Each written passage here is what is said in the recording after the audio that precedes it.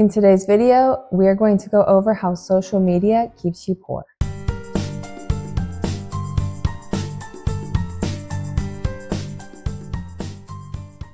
Hi everyone, my name is Helen. Welcome to my channel. In today's video, we're going to go over how social media keeps you poor, and these are specifically the ways in which it encourages you to overspend or to buy things that you don't want or need. Now, if you like videos like this, please do like and subscribe. It helps the channel out a whole lot. The first point you have to keep in mind when it comes to social media is that the ads are marketed toward you as an individual. Now, social media advertising is very specific. It is targeted and it focuses on you. It uses complex algorithms to analyze where you go, what you like, what you dislike, and all of the data that you put out online.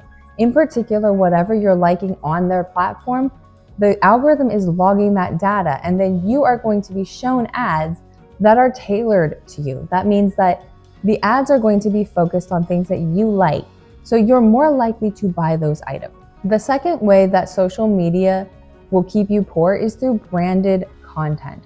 Now, branded content is specifically content that is put out from a brand on your favorite social media platforms. So that would mean that a brand of some kind, whether it be fast food, maybe a purse company, maybe it's a clothing company, whatever the case may be, they put out content on social media. That content is often very entertaining, and it very much differs from previous generations of content and advertising.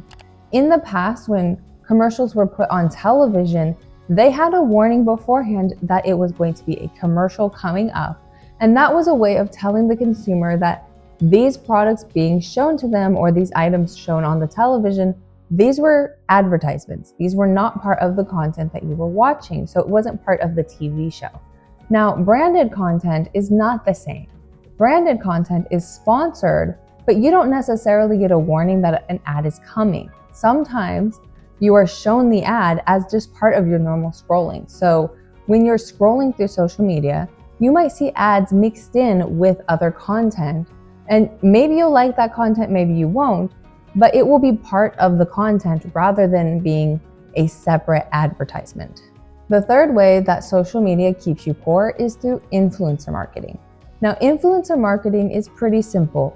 It is when an influencer of some kind tells you, hey, buy this product, I really like this product. Or maybe they specifically engage with that product on their videos, and they tell you about the product while they're using that product. For example, if they're putting on makeup, they'll tell you what makeup brand it is, and that's how they market the product. Now, a lot of brands are working with social media influencers in order to market their products and their services. So a social media influencer may work with a brand and may advertise their brand in various different ways. In many cases, the influencer will tell you, oh, this is a sponsored video or this is sponsored content. But you have to keep in mind that influencers are encouraging you to buy those products. The other thing to keep in mind when it comes to social media influencers is that sometimes it can be hard to discern when something that they're talking about is part of a brand that is sponsored or whether it is just something that they personally use. There's not necessarily that distinction that, hey, this is an ad for this brand in all cases, and especially depending on which platform you are looking at. Sometimes the platforms don't require them to disclose in the same ways, so you may think that, oh, they disclose when they're giving an ad, but sometimes what they're doing is they're disclosing in ways that you don't necessarily recognize as a disclosure. Maybe it's a comment in their description, or maybe it is something that they've just offhand stated, but it's not as clear as compared to previous generations of advertising. The fourth way that social media keeps you poor is really just through the keeping up with the Joneses attitude.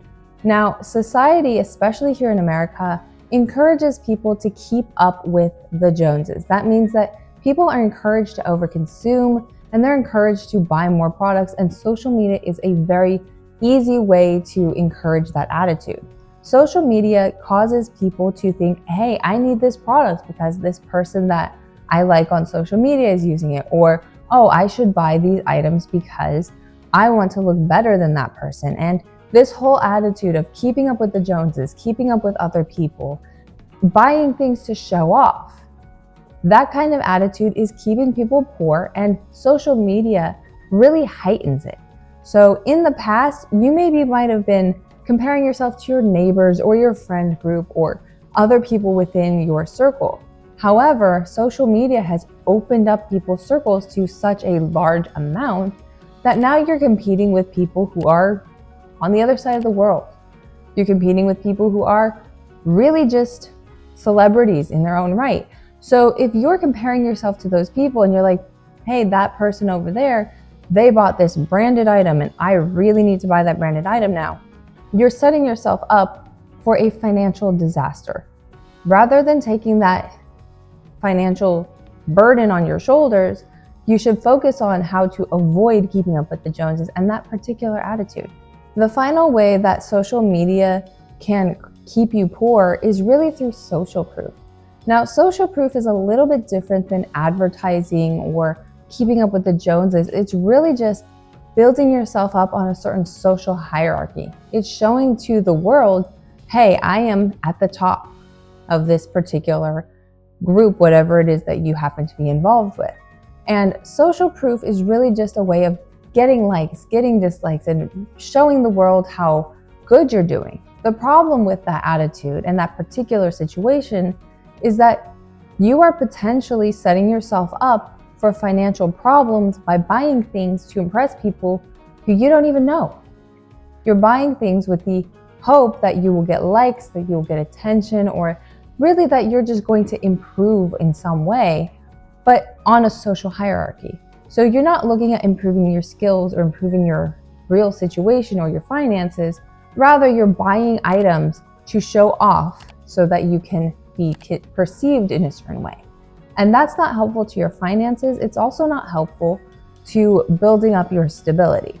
So if you want to be wealthy and you don't want to be poor, you have to be aware of the pitfalls that can come with social media. The more time you spend on social media, the more complicated it becomes to avoid seeing these ads and getting influenced to buy items that you don't want for no particular reason. That's it for today's video. If you liked the video, please subscribe and I will see you in the next one.